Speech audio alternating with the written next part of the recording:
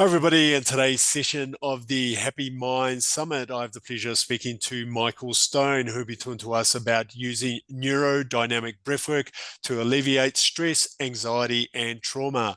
Michael has a BS in chemical engineering and has also studied neuroscience. He's been involved in breathwork since 2005 and has been a certified holotropic breathwork facilitator since 2009, facilitating thousands of participants in holotropic breathwork workshops since then. He has a unique way of combining his science background along with his breathwork training and experience that allows him to create a safe space for participants to open their hearts and have transformative, life-changing experiences during their breathwork sessions. He's now dedicated the rest of his life to allowing as many people as possible to experience the healing and personal growth experiences of breathwork. In 2018, he developed a new form of breathwork called NeuroDynamic Breathwork, which can be done in person or online. The online version of this modality has already had participation from tens of thousands of people from over 120 countries and has created a thriving worldwide community of personal and global transformation and healing. So, Michael, thank you so much for taking part in the Happy Mind Summit. So, how are you going today? I'm doing great, and thank you for inviting me to the summit. Awesome. So, well, let's get started. I think a good place to start is to talk about breathwork. So, what exactly is breathwork? Yeah, I think many people, when they think of breath work, they think it's this kind of new agey kind of thing that was just developed, and that's actually far from the truth. Breath work has been around for millennia, and in many ancient societies, in the practices, breath work was included, either pranayamas or in Buddhism, Taoism, Sufism, Christianity. All of them had some aspect of breath work involved in some of their practices. And in many prehistorical societies, it was actually used as one of the principal tools for healing and self-realization. And it's even reflected in the ancient languages. Like in Chinese, qi means air that we breathe and also energy of life. In Hebrew, ruach means both breath and creative spirit. In Latin, spiritus means both breath and spirit, and so on. So it's not something new. This is something that's a proven technology. And what's new is, though, it's just kind of been reinvented in a way that's more accessible for modern society. And just to get started, let's do, if it's okay, just a couple minute little breathing exercise, just to do a Sure. quick nervous system reset. No, very good. Let's do it. Okay, so I'm going to start with a little breathing exercise, and then at the end, I'll do a longer breathing exercise where, we actually do like 8 or 9 minutes of breathing. Okay, But for right awesome. now, this is just kind of for a nervous system reset. So if everyone can just kind of stand up. And so we're just going to be breathing for just a minute or two. So what you want to do is put your feet like shoulder width apart or a little wider. And then close your eyes. Put your arms to your sides, palms up, head up a little bit. And we're going to do 8 breaths. And with each breath, we want to first do a 4 count in through the nose, and then an 8 count out through the mouth. So 12 counts total. So 1, 2, 3, 4 in, 1, 2, 3, 4, 5, 6, 7, 8 out. And on the out breath, if your body wants to make a little sound, like a sigh or something, just let it do so. Sound can be a really good way of releasing stress and tension. So let's get started. So again, moving your feet a little wider than shoulder width, arms out, palms up, head a little up, kind of looking into the sky, but eyes closed. And let's get started. So 4 count in through the nose, 8 count out through the mouth.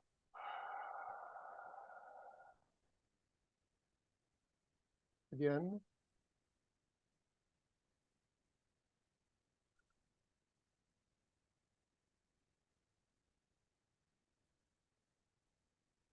Again.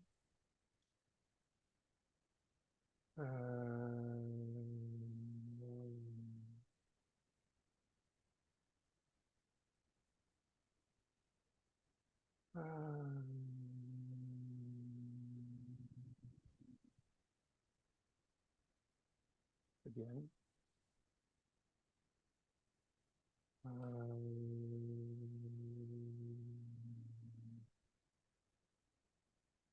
Once more.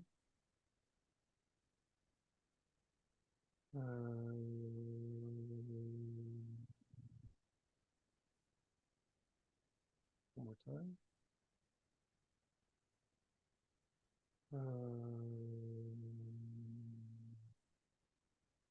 Last time.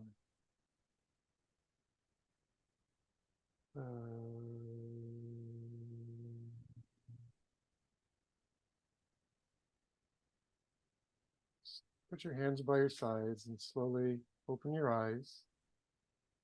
Just take one more deep breath and just notice, just by doing those 8 breaths, does your body feel a little more relaxed, a little more grounded? And breath is the one thing that we consciously can actively control in our body. Like our heart rate, like if obviously if we run, it'll go faster or slower, or liver or whatever. We have very little control over it. Breath is the one thing we have total control over, and it can be very powerful when you use it consciously instead of it using you in a sense. For example, if you're in an anxious state, you'll switch to an anxious type of breathing, which is more of a breathing into your chest, very shallow.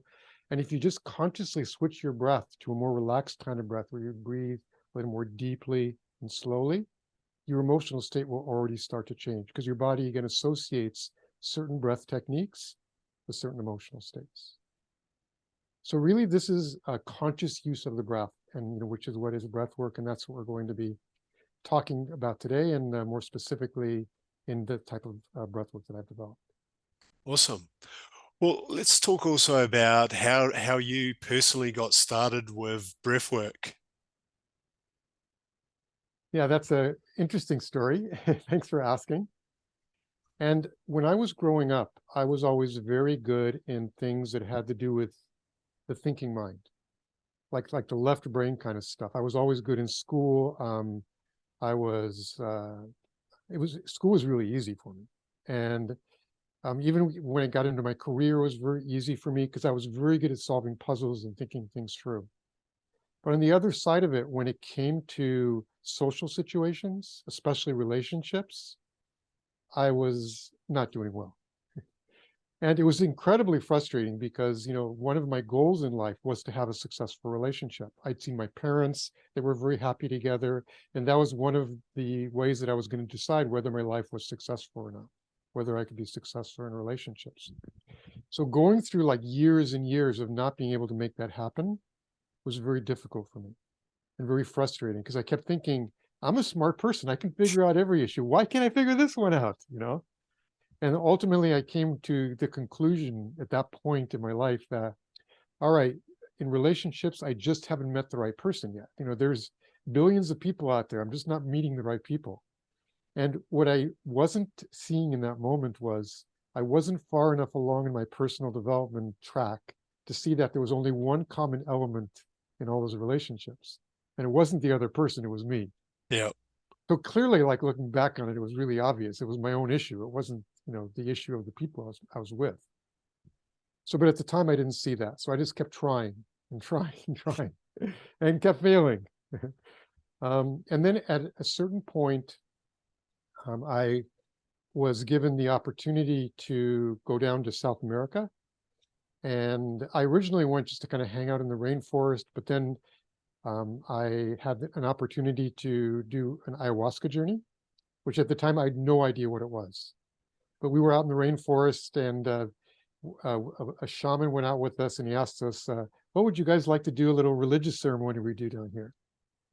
And I ultimately decided to do it, even though I was thinking, is this really safe? You know what I mean? What am I doing here? But I figured I was already down there. Okay, whatever. And so I did the ayahuasca journey, and I had this experience where for the first time in my life, I really felt like the world was a safe place. And so I go, oh my God, this is crazy. This is amazing. And this is just from like a couple hours with, drinking this liquid, and what happened? So when I got back to the United States, I said, okay, science mind, If I can have this kind of experience, the receptors have to be there in my brain. So there's got to be other ways to access these types of experiences without, taking a substance.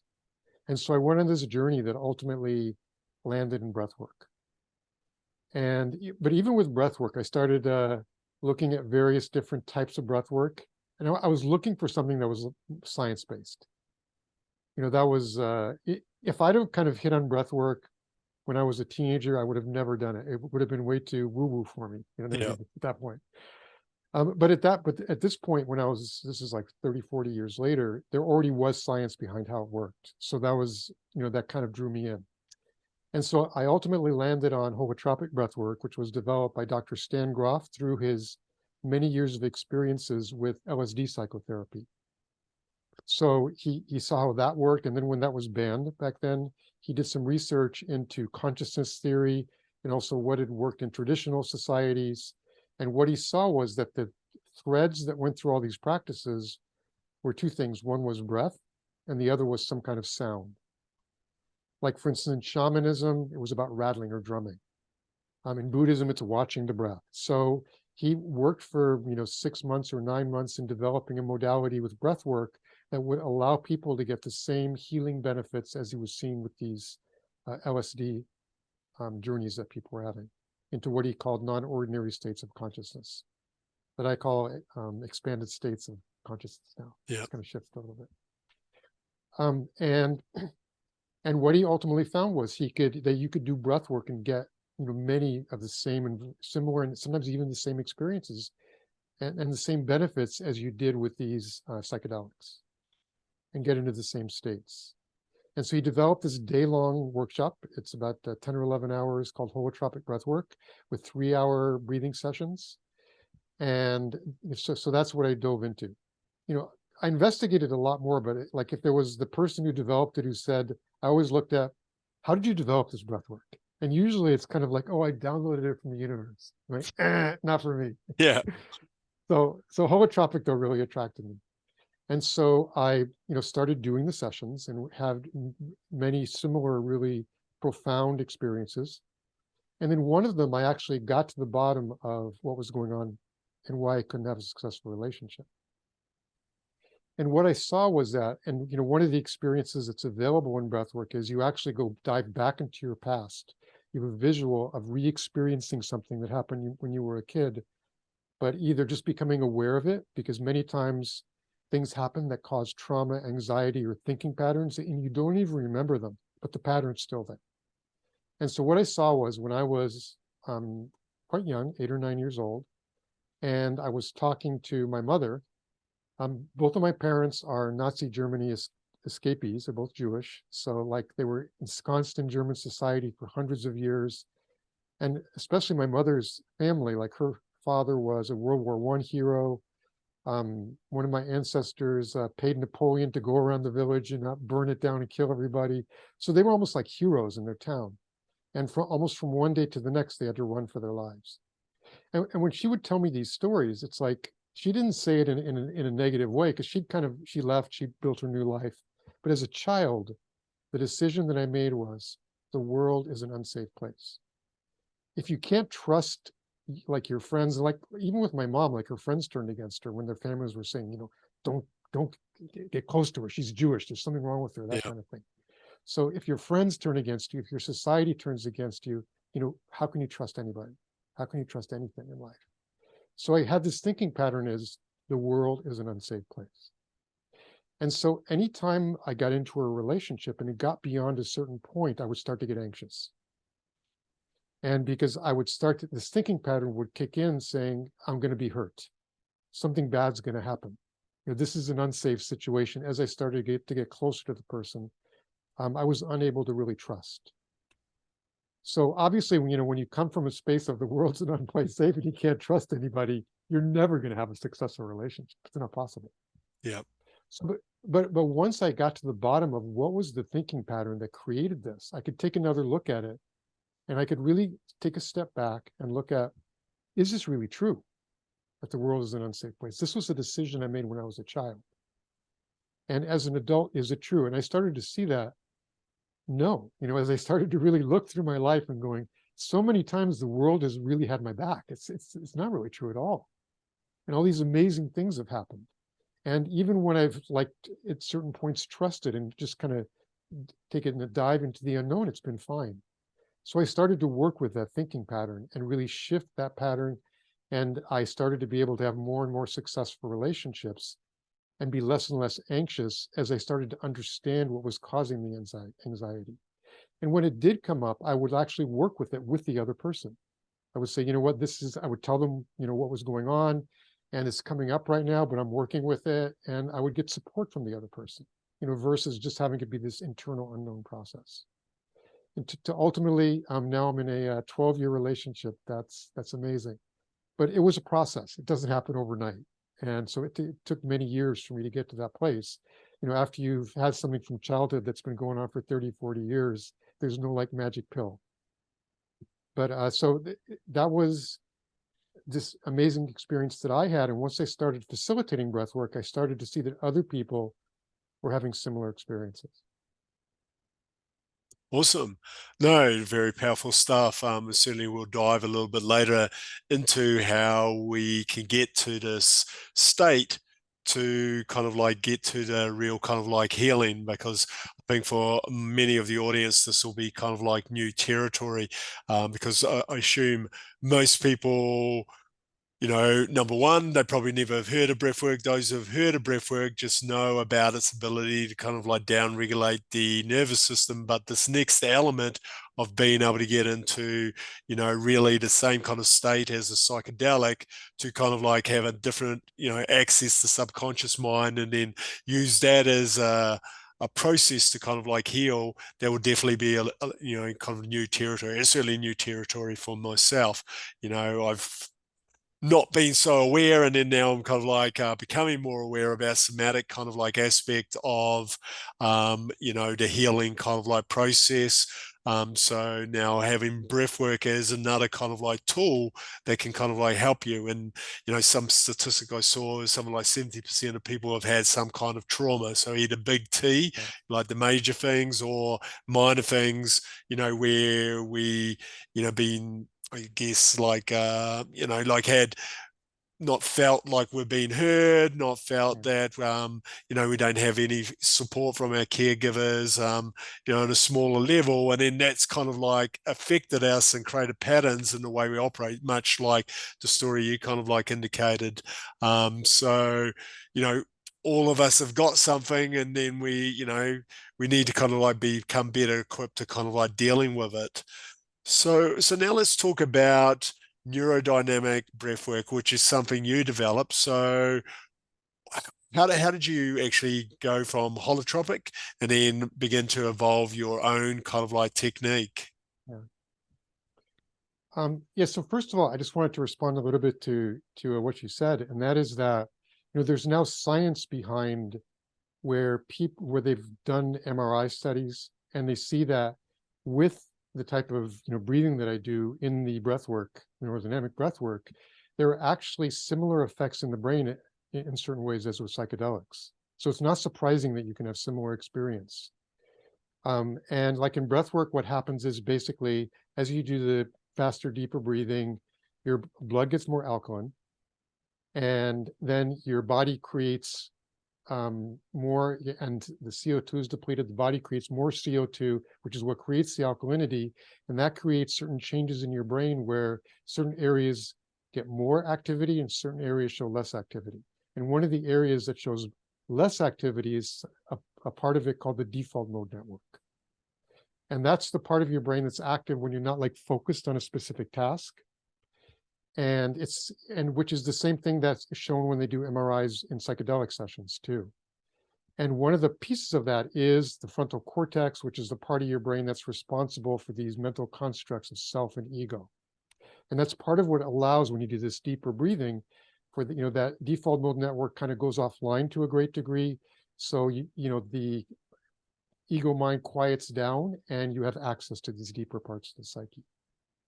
So there is science behind it now, luckily, because that's what attracted me really into breathwork, that there is, science behind it. Yeah, no, important information, because especially our age bracket, like 40 and 50 plus, we tend to be a little bit more cynical. We look for evidence-based kind of things, and anything kind of like Eastern practice, many of us assume, we've kind of become so reliant on Western medicine and all of that, that we've kind of like lost connection with some of the history. And then there's like thousands of years of this kind of like development. And it obviously worked because they used it as practices for a long period of time before modern medicine came along. And then now we kind of like, as you said before, we're coming full cycle now. And then having all this evidence just kind of like validates it for us that we should look at these things. Modern medicine, which has been around for, a couple hundred years, compared to thousands of years of kind of stuff. So we go through more clinical trials to prove something that's been around for thousands of years than sometimes we do for the modern stuff. But, I think it's important because it like opens it up to people who like yourself and myself, who are kind of like, I guess, more right brain, kind of like, is it right brain, where we kind of like more logical, and we That's left brain. left brain, Right brain's sorry. So more, yeah. creative. Well, I'm definitely not that. I'm kind of like left brain. So more cynical about kind of things. And then as I get older, fortunately, I'm getting exposed to people like yourself who kind of like making me more aware of possibilities. And then because you can actually also mention scientific fact, just makes it an easier decision. The interesting thing is, like, back historically, people just did stuff because it worked. Like, they tried it and that's all they needed. This works. Now we're more like, we need the science. And it's also like with meditation. People have known that they've gotten amazing results from meditation for centuries, but it's only very recently that we've actually seen the changes in the brain and seen some of the science behind it. But Yeah. I think this tells us that it's definitely worth our while to look at some of these ancient practices, and even if the science hasn't quite caught up yet. Yep. No, definitely. Well, now let's talk about your particular practice and then how you came to develop it. Yeah. So basically, I wanted to develop a practice that was science-based, but could also be done in a practical way. And what I didn't like about holotropic breathwork, even though it's an amazing modality, amazing experience, is they're like 12-hour days, 10 to 12-hour days. They're 3-hour breathing sessions, where you have a partner. So there's 2 3-hour breathing sessions. And so people are laying out en masse. You have to get this huge venue to do it. So it has to be fairly expensive because you have to pay for all that stuff. And because it's so much work and energy to put on, I could only do once every couple months, that kind of thing. And so I wanted to develop a technology, a breath work, that could be done conveniently, inexpensively, so people could really turn it into a practice. To get back to the science, I think everybody's heard the expression, the neurons that fire together wire together. Yep. And the more you're consistent in a practice, like obviously if you do yoga once, you get some benefit, but to really get the benefit, you have to really turn it into a practice.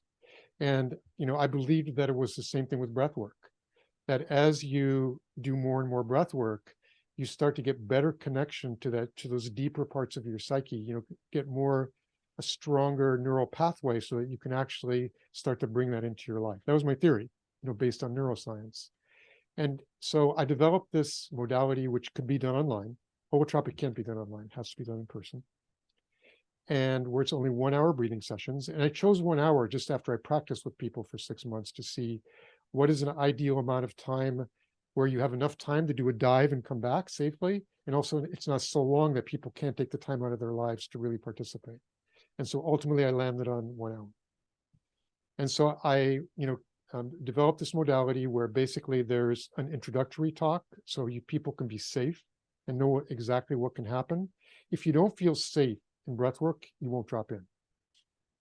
It's because, stuff can come up that can be very difficult, that can be very challenging. So you have to feel in a safe space. And so we do like a 30-minute intro talk to allow people to understand what could happen so it doesn't surprise them. Have the 1-hour breathing session where during the session, they can interact with me as a facilitator if they need to versus private chat. We do it in Zoom. And then afterwards, there's a sharing circle where people can share their experiences. And I tested it out for 6 months. And again, my theory was that people would start to bring these benefits back into their life. I do it 5 or 6 times a week, live sessions on my platform, so people can really turn it into a practice. And where they can do it for a few dollars a session if they do it on kind of a subscription basis.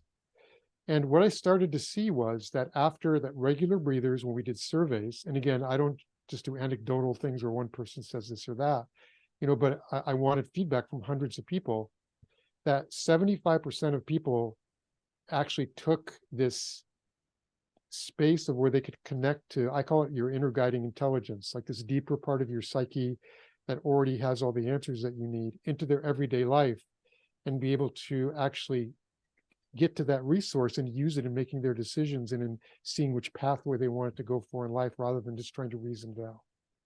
So it really did work as they strengthened that neural pathway, that they could actually use that inner resource as they went on a day-by-day basis in their life. Oh, pretty So incredible. so now I've been doing it for like 4.5 years, and just primarily through word of mouth. There have been over 65,000 people on the platform from 120 different countries.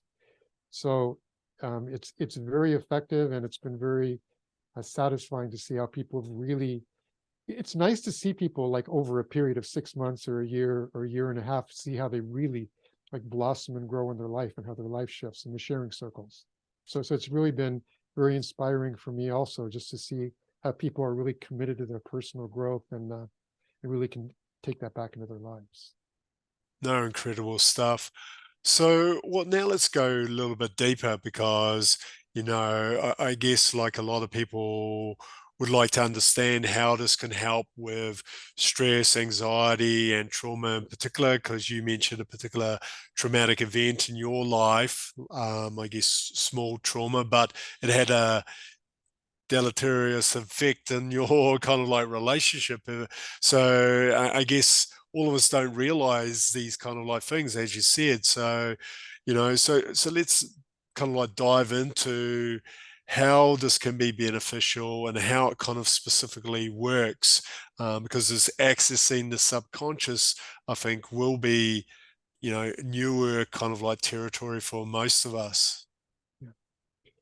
And the interesting part of it is that, really, like, when we take stuff in, 95% goes straight to your subconscious. Only a few percent you actually can absorb with your conscious mind. So that's really where the action is. That's really what runs our life, not our thinking mind. And whenever there's a conflict between these unconscious thinking patterns and your conscious desires, the unconscious always wins. So many times we want certain things in our life, or we think we do, but we don't get them because it's like let's say, for example, we like with me, like, you want to be in a relationship, and you're trying, nothing's happening. But in our unconscious mind, we have this thinking pattern from childhood: what's most important to me is my freedom. I don't want to be under anyone's control. You're never going to have a good relationship because like, you're not going to want to give up your freedom. And for me, it was like the world is an unsafe place. So the unconscious always wins, basically. And so that's why it's so important to do work, whether it's breath work or something else, where you can really see what's happening in your unconscious mind.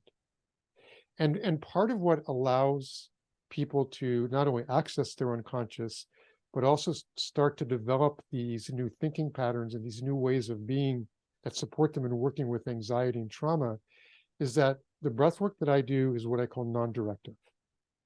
And 95% of breath work out there, there's facilitator guidance during the session, where, like, the facilitator will say, breathe deeper, or access love, or do this or do that.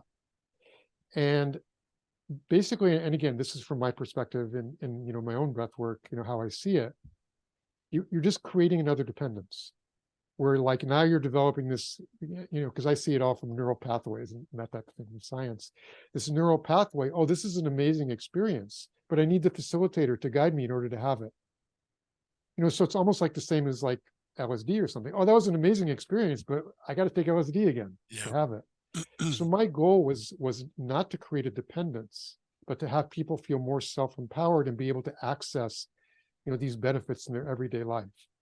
And so by making it non-directive, people start to realize and see that all of this benefit can be brought up from their own inner guidance. And they don't need direction from the outside world. And as a result, that's why they start feeling more self-empowered and feel more of an ability to work with trauma and anxiety and other things. And one of the unfortunate things that happens when people have trauma, I'm just using trauma as an example right now, is, and as you were saying before, it's not the specific event. It's your ability to handle that event in that moment. So for some people, very minor things can turn into trauma. Whereas for other people, very intense things don't turn into trauma because they had more resources to work with it and to handle it at that time, like when they were little. So even a small thing can turn into trauma if you don't have the resources in that moment to handle it. And even though as an adult, you do have like much more, many more resources, it's like your brain still has this thinking pattern. If this happens, I can't handle it. Because that's what happened in the moment, that it did happen when you were 9 years old or 10 years old. And so one of the things that happens is you lose trust in yourself in that moment. I cannot handle the world. And so one of the things that happens in this breath work is you start to see as so it's not guided from me, it's guided from your own inner guidance. And as you process through these things, and, some of them can be difficult, but, in the breath work, we always tell people your job is basically just surrender and open up to whatever wants to happen in the breath work. And you can be confident because this is being brought up by your own inner guidance. It's not going to bring up something that you can't handle. It'll bring up something else. Like your psyche takes care of you. Like versus like in a psychedelic experience, it just opens the floodgates. And there are situations where you can really be overwhelmed. And that's why, in psychedelic sessions, it's always recommended as psychedelic assisted therapy where there's someone there, because, so they can work you through that kind of stuff where you're just kind of flooded. But in breathwork, it's not like that because it's your own psyche that's bringing it up. And as people start to see that they can handle these things, even if they're difficult, even if fear comes up, they start to regain that self-trust, which is just this incredible feeling that when they go back out into their lives, which really allows them to start trusting life more because they have this confidence that whatever happens, they can handle it. And in breathwork, sometimes the experiences can be, when I say difficult, really difficult. Where like, for instance, let's say you have a trauma and it comes up for processing, where you actually can, go back to that experience in the breath work and you actually see it happening. But in this case, you see it from a different perspective. And I can give you an example a little later in the talk of how an actual participant had that specific thing happen.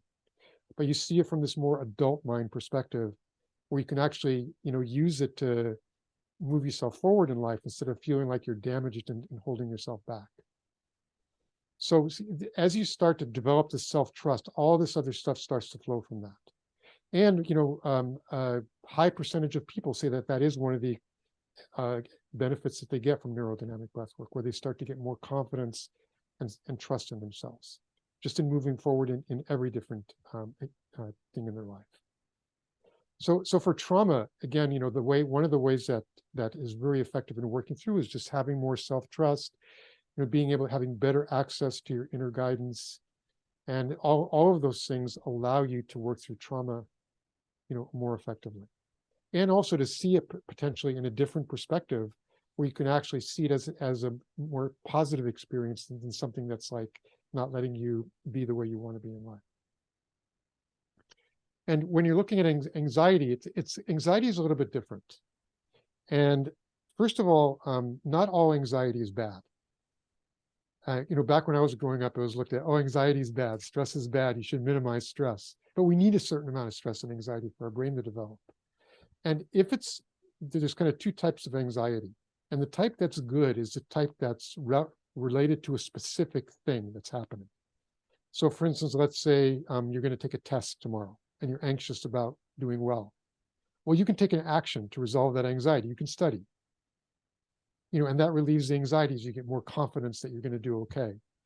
Or with anything in your life where you're anxious about, oh, what if I don't have money when I get older? Okay, let's make money now. So we don't have that. So you actually start to gain new skill sets and stuff by actually working through the anxiety.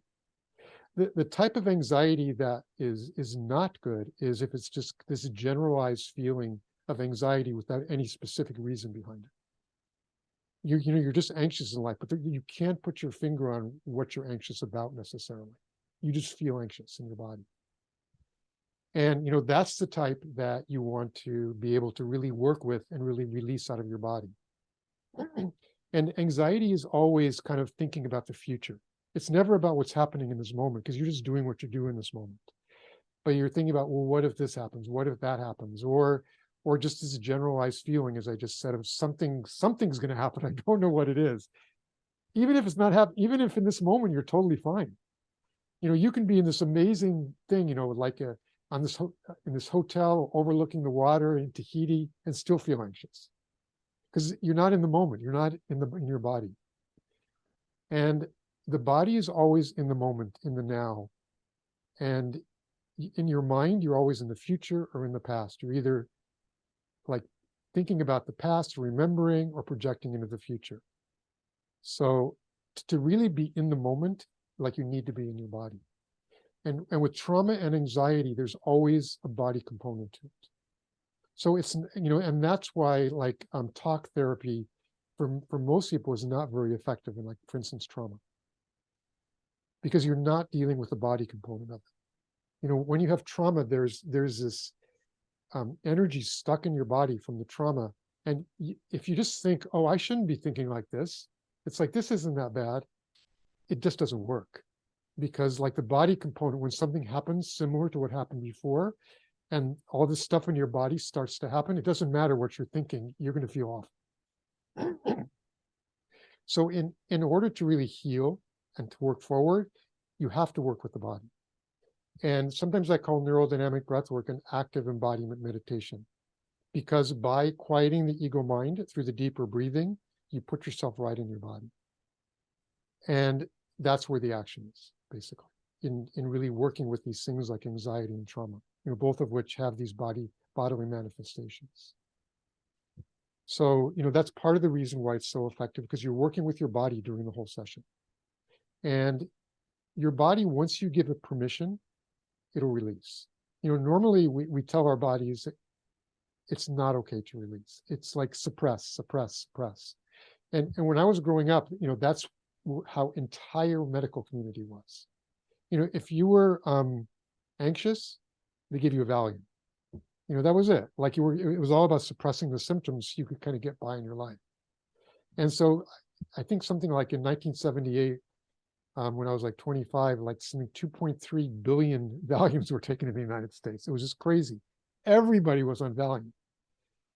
And the problem is that, yes, temporarily it relieves the symptom, but it doesn't resolve the overall issue. And if anything, it makes it worse, because it just suppresses it more deeply in your body. And ultimately you start to be unwell when you have all that stuff stuck in your body. As you get older, it starts to really impact you in a very negative way from a health perspective. And now that there's a lot of integrative medicine that realizes, well, you can't just give people pills to suppress the symptoms. It's not always the right thing to do. And so breath work is about getting to the cause, not dealing with the symptom, getting underneath that and working with what the cause of the symptom is. And in breath work, what happens is, once you get there, like, your body actually starts to release.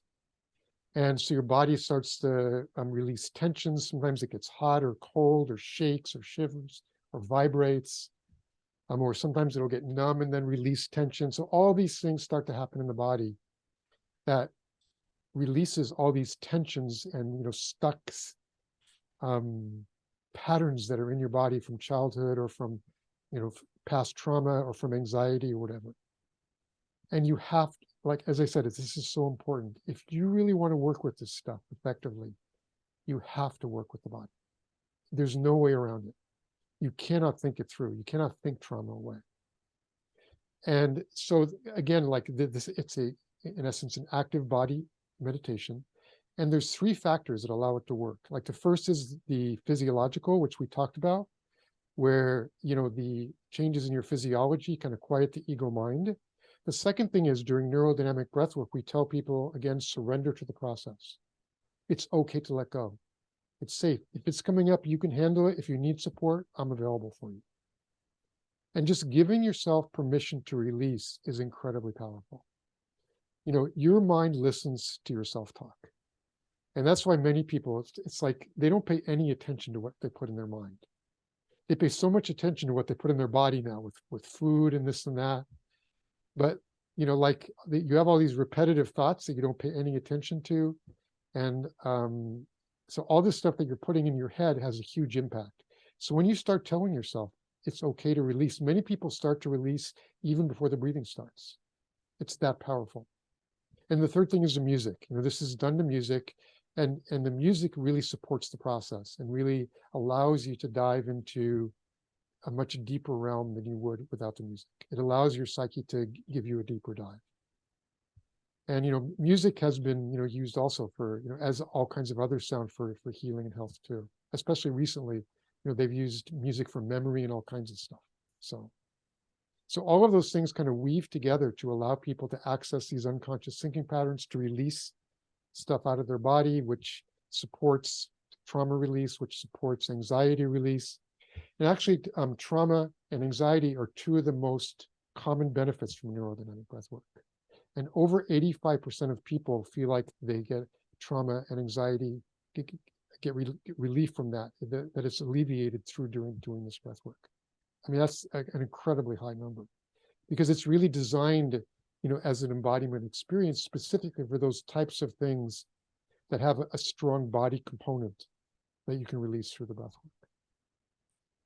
No, pretty incredible stuff. I guess I'd like to dive a little bit deeper, because I'd like to have audience to kind of like, because I'm going to go, I've never done breath work and I've never done anything that takes me into an outer body or gets access to the subconscious. So I'm trying to get my head around what that actually means and what the experience would be like. Like I'm all on board.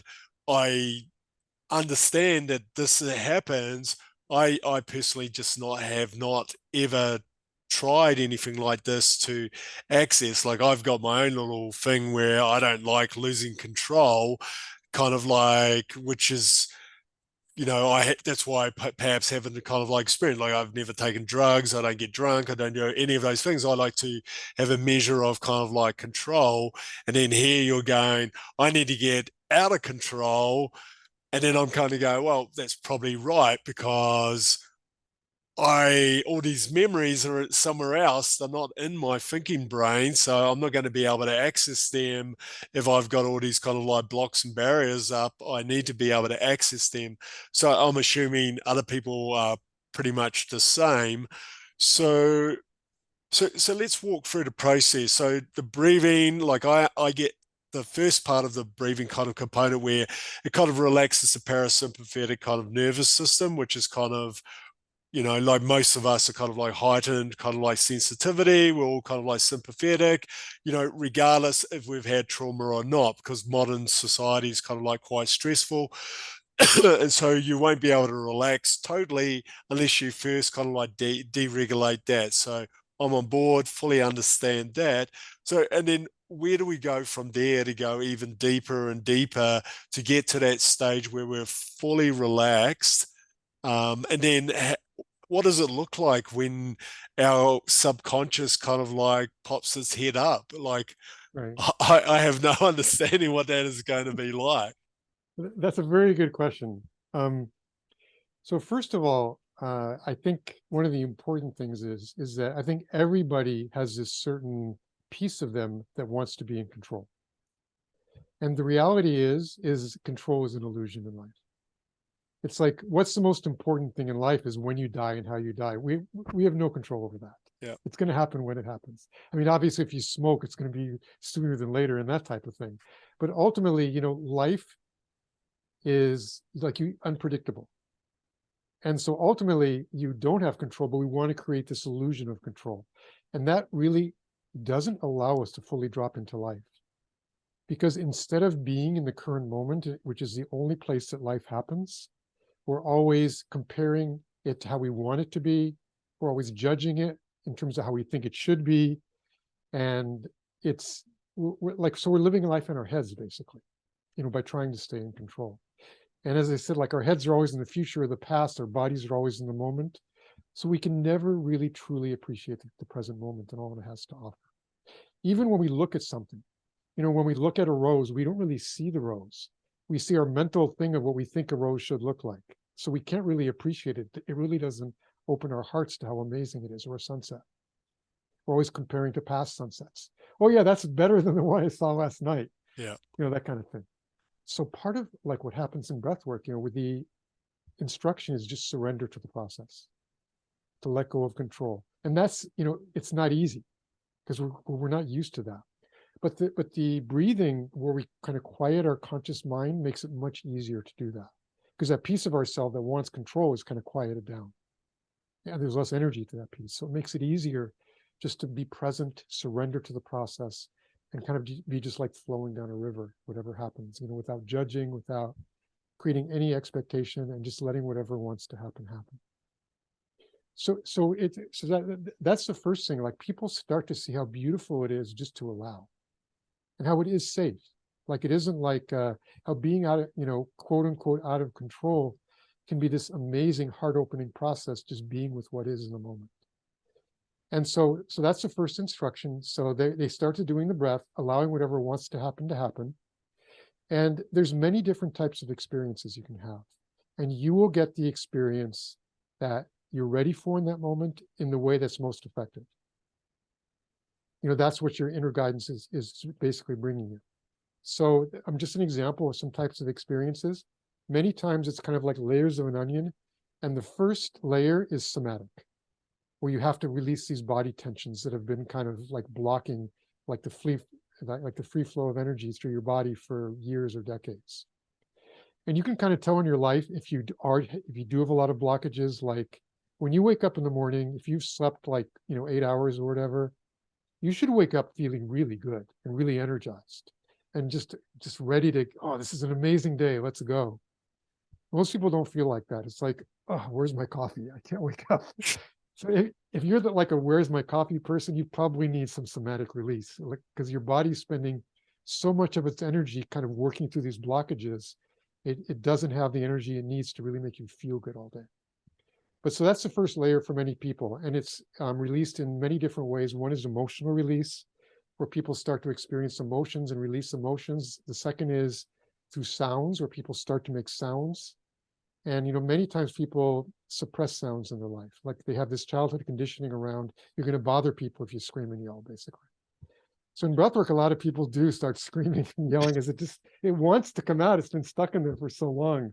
Finally, your psyche's saying, "Oh my God, I can finally let this go." Yeah. And also movement. You can do this either sitting or laying down. And a lot of times people's bodies will start to move, or they'll start to, their arms again. And that's another way our body releases stress and tension. That's why we feel so good after we work out. So your body's going to start just automatically doing this stuff. It doesn't come from the thinking mind. You just follow what your body wants to do. And sometimes you get visuals, like in psychedelic sessions, either fractals, or people feel like they're in past life experiences. Sometimes people go back into their childhood and see biographical experiences, but they see them, as I said before, from a more empowering perspective, like where they learn something from it instead of it holding them back in their lives. Sometimes people go through rebirthing experiences where they feel like they go through part or all of their birth process, which is the most traumatic experience that will ever happen to you in your life as you fight for life, through the birth canal. Sometimes people have these kind of transcendent experiences where they feel dissolved into the universe, a oneness with all that is. We're just kind of floating in the stars, or self-love. So all of those experiences are possible. And again, you'll get what you're ready to have in that moment.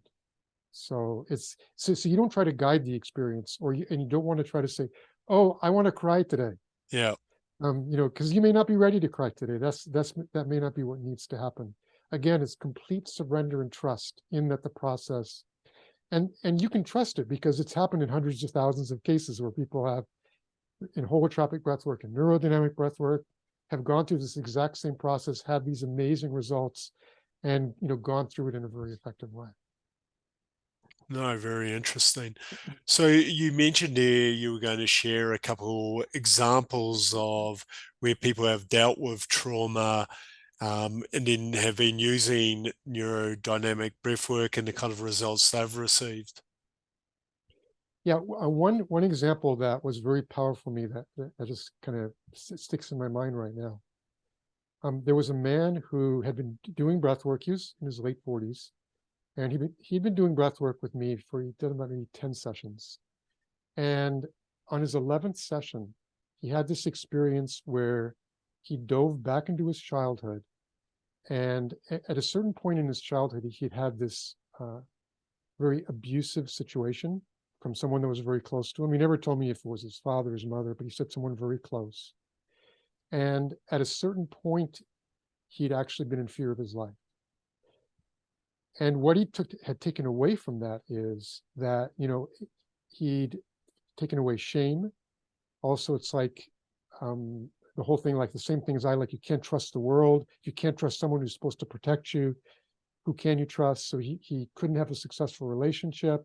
So he was really struggling in his life with feeling safe. And also, anytime even in work, you have to work with people. You have to trust people in groups, or you can't do well at work either. So it was affecting everything in his life. But this time when he dove back into the experience and he actually re-experienced that exact feeling of what happened in that moment, when he felt like even like his life was in danger, what he saw was that in that moment, even though he knew that what was happening to him was wrong, that he felt this sense of divine protection, that he knew that no matter what happened, he'd be okay.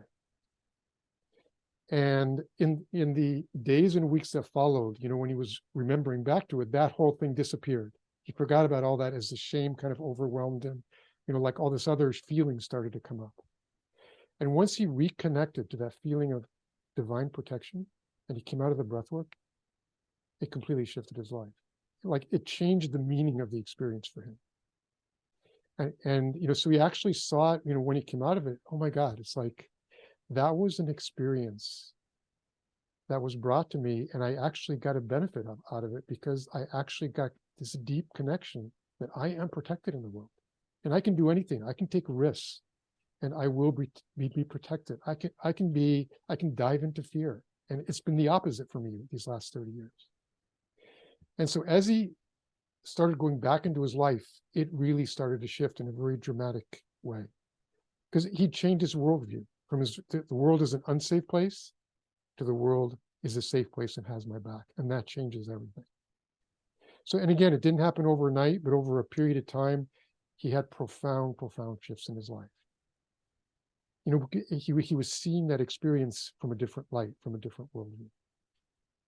So those types of experiences are available in breathwork where, and his psyche brought him exactly what he, and he, in his first breathwork session, he didn't get that experience. He wasn't ready for it. It took him 10 sessions of getting used to surrendering and releasing to his psyche thought, okay, now you're ready for this experience. No, very powerful. No, well, I can imagine it would have taken him quite a bit of time because, late 40s, you probably would have suppressed that pretty deeply. And then, as you said, he had shame and then a whole lot of other things kind of like related to that. And then, we kind of like numb ourselves to kind of like feeling because you're scared of what you're going to feel. And so it does take, I guess, quite a bit of time to kind of like chip that away and get down to the rawness of whatever you have experienced to kind of really be able to kind of like deal with it. And one thing about what you just said, I really want to emphasize, like with trauma, that's one of the things you dissociate from your body because it doesn't feel safe to feel those strong emotions. And it doesn't mean that you did anything wrong. That was a safety mechanism that you had in that moment so that you could get through that experience. So your body did what it needed to do. You did what you needed to do. So it wasn't that you did anything wrong and it's not because you may be struggling with the after effect of that there's anything wrong with you or that you made a mistake. It's more about just seeing that and seeing what happened and, being more conscious of that. Now you have, more tools to work with those things and can work with them more effectively. So it's incredibly important not to make yourself wrong, say, oh, I've wasted 10 years. You didn't waste anything. You had to get to a certain place where you're ready to work with that stuff. And, when you're ready, the world will bring you the experience that you need. Yep. Yeah, no, you're right. You haven't wasted time, but I guess information for those of us who are caregivers, like having children and stuff like this, you know, how can we resource them earlier on, so we don't have to carry all of this baggage to where we are. Like, when you're in your 40s and 50s, you've kind of lived with this for a long period of time, and we all have it. So if you can it would have been wonderful to be able to unpack it, but the reality is our society wasn't prepared to kind of equip us with these kind of resources. But now, the onus is on us to kind of like educate ourselves and become aware of what resourcing is available. And then if you are a parent, to share this as soon as possible with younger generations, so they do have the resources and tools to kind of like, deal with the fact, because really is life is tough. Life is going to throw you a lot of curveballs. Life is going to be full of trauma. That is life, get over it. So, but what you can do is resource yourself, to be able to deal with it. So, definitely get yourself through the process, become a role model for whoever you kind of like influence, and then, and then have the experience, because then you're coming from a personal experience, and then, expose others, who you're responsible for, to that experience, so they can be more adequately Yeah. resourced. And, one of the important things when working with children is, well, there's two things really. One is that when you're interacting with them, to be present and to really make sure they feel seen and heard. And if you can't be present with yourself, it's almost impossible to be present with somebody else. So that's why this breath work is so powerful. And when you start to just be in the present moment, be present with your emotions, and be like, not being in your head all the time, then you can also give the benefit of that to other people and be present with them.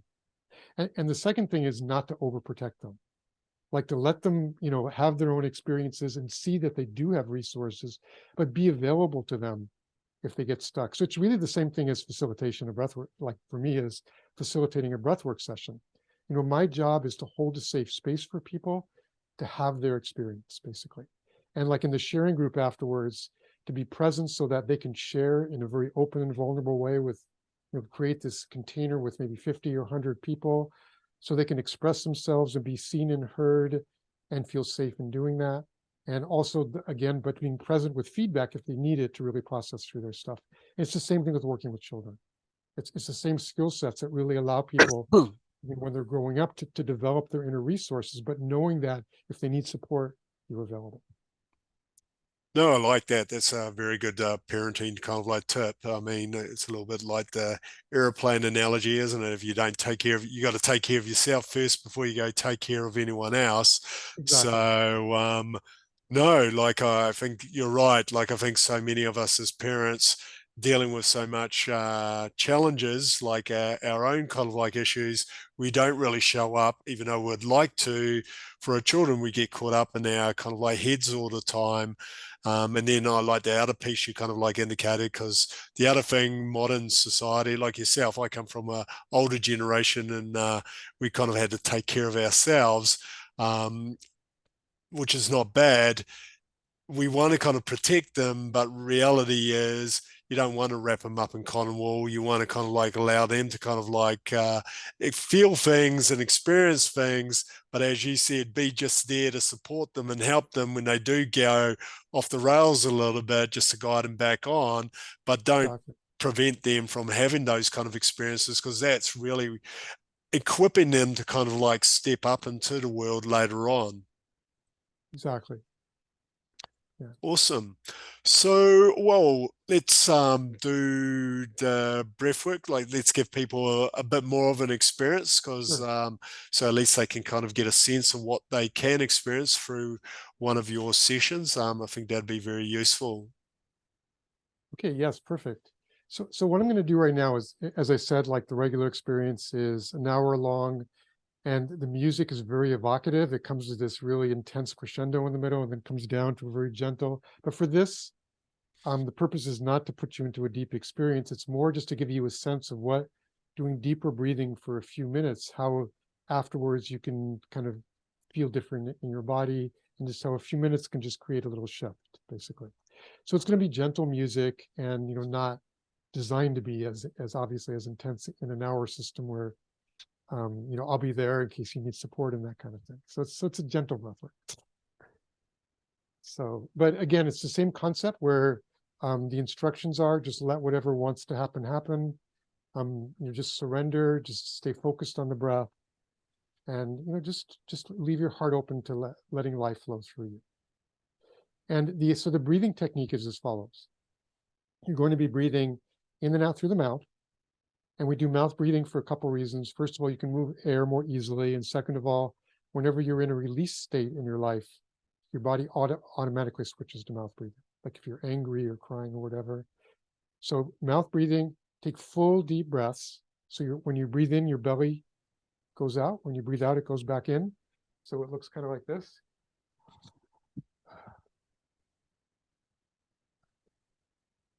And just at normal pace is fine. You don't have to breathe faster.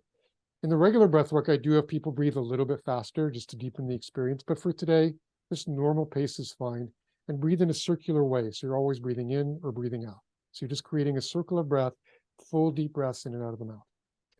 And no tension in the breath, just kind of full, deep, but enjoyable breath.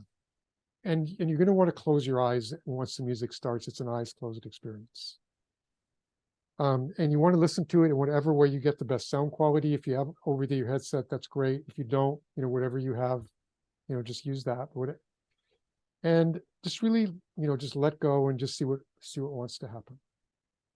So let me set up the music here. Just give me a moment.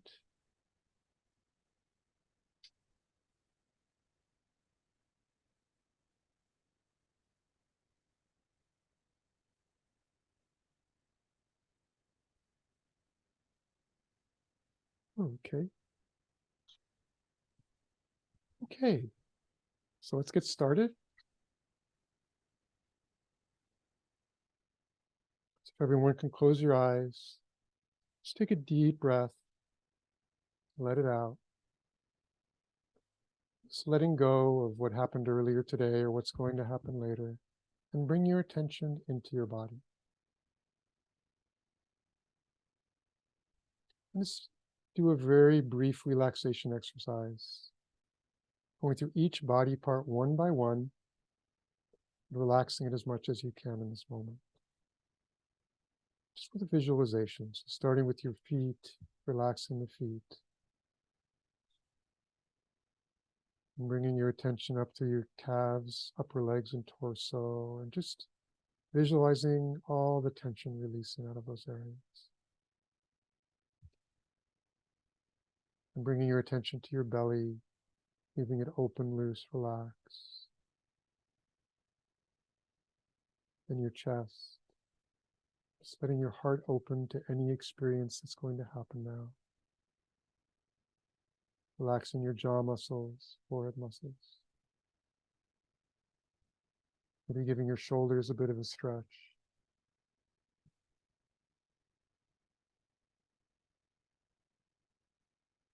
And now bringing your attention to the breath and deepening the breath. Starting to take full deep breaths in and out of the mouth.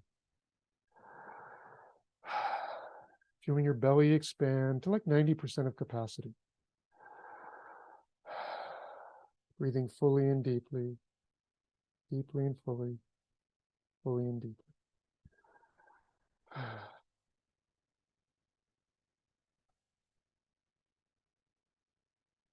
And now breathing in a way where there are no gaps. We're always breathing in or breathing out, just creating a wonderful circle of breath. And putting all of your attention, all your focus on the breath. Breathing fully and deeply, deeply and fully, fully and deeply. And if on the out breath your body wants to make a little sound, just let that happen. It's optional, just seeing what your body wants to do.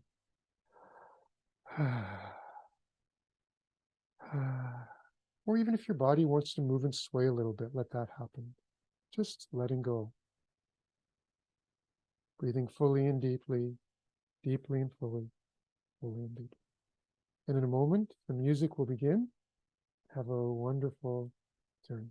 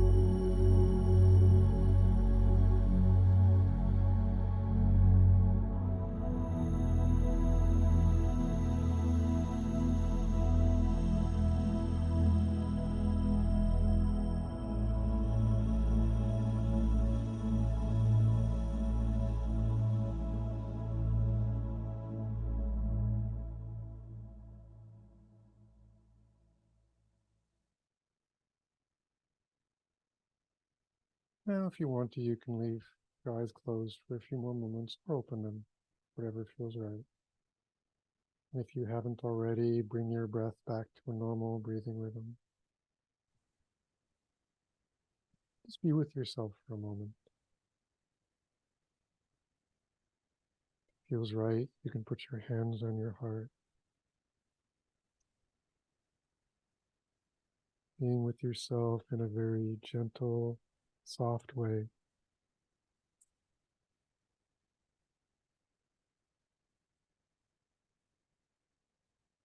Sending yourself love and compassion.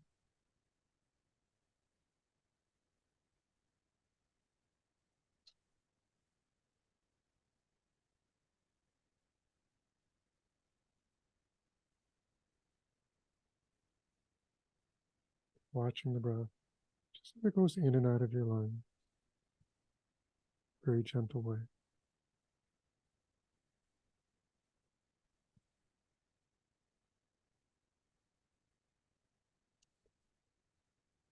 When you're ready, you can just open your eyes, but open your eyes from a very soft space. Just being in the moment, being present in the now, staying in your body.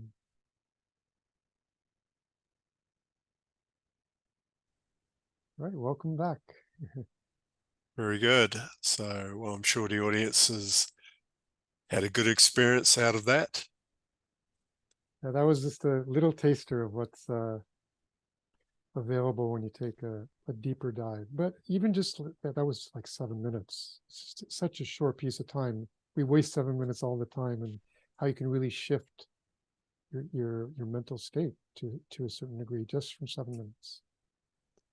No, very true. Well, very good. So, is there a final message you would like to leave the audience with? Yes. No matter what has happened in your past, no matter what difficulties you've gone through, what traumatic experiences, whatever's happened, you do not have to be at the effect of your past. If you do your work and start to work with this stuff, you can start to see it from different perspective. And once you change your worldview, like for instance, for me, it was changing my view from the world is happening to me to the world is happening for me, everything changes. You start to remember things in a different way. You start to see things. So it's more like you go from the present to the past and the present to the future. It doesn't go past, present, future. So you can always change. And with neuroplasticity, you're never too old to shift things, to heal from things, to see things from different perspectives. You're never too old to expand and grow. So just take care of yourself. And my final message is that in this moment, right now, you are enough just the way you are. Awesome. So, to finish up, I know we've gone up for a bit of time, but I have these very quick questions like I like to ask each of our speakers. Sure. So, what's your definition of mental wellness? To me, mental wellness is when your mental state supports expansion and growth in your life. That's ultimately what it's all about. And where it actually supports you in opening up new possibilities every day in your life and to expand and grow. That's really just my like the more it's like that, the more possibilities that are open to you, the more mentally healthy you are, from my perspective. Awesome. And what are 3 strategies you use personally to optimize your mental wellness? The first is I don't take myself too seriously. If you can always look at things with a bit of humor, that's incredibly helpful. Like even when if things go wrong, if you can kind of take a step back and say, oh, that was kind of funny, actually. Yeah. So not taking myself too seriously is the first thing. And also really having a deep understanding that, as I said before, whatever happened to me, it doesn't have to hold me back in my life. I mean, that's profoundly important to me. That I can always shift in this moment, everything can shift for myself. And I can get new neural pathways, and science has shown that everything can shift in any moment. So those are really the two things that I would say are the most critical to me. Awesome. So what's your definition of happiness and what it takes to be happy? Um, I see happiness in a bit of happiness to me. When I think of the word, it's kind of like this momentary thing, like, oh, I'm happy right now. This is amazing. I see it more from like living life from a space of joy.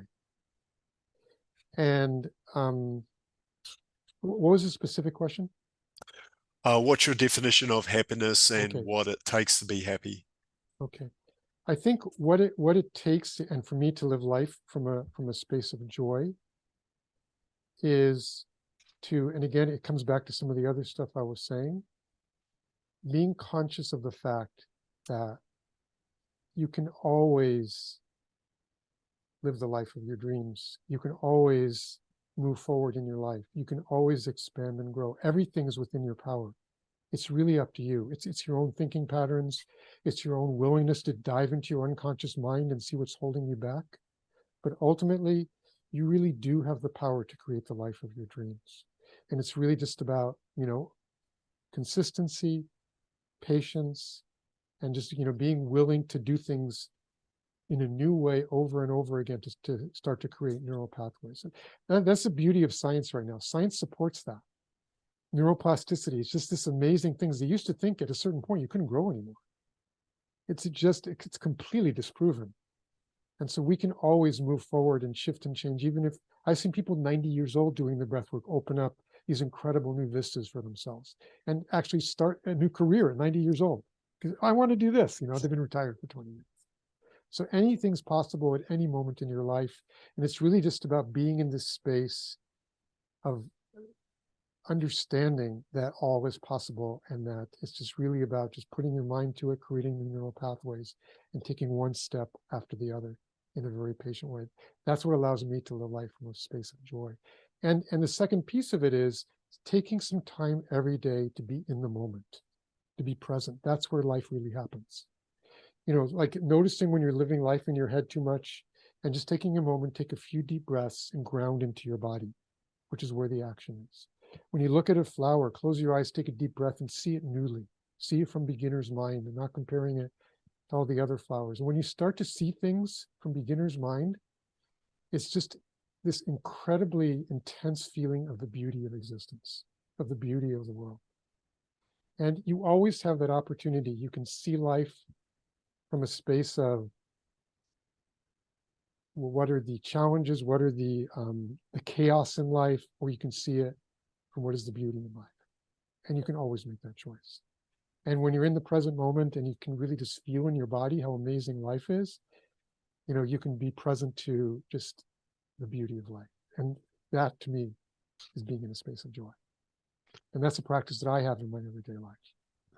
Awesome. No, very powerful. Appreciation and gratitude. Appreciation and gratitude. Those are my two watchwords. Very good.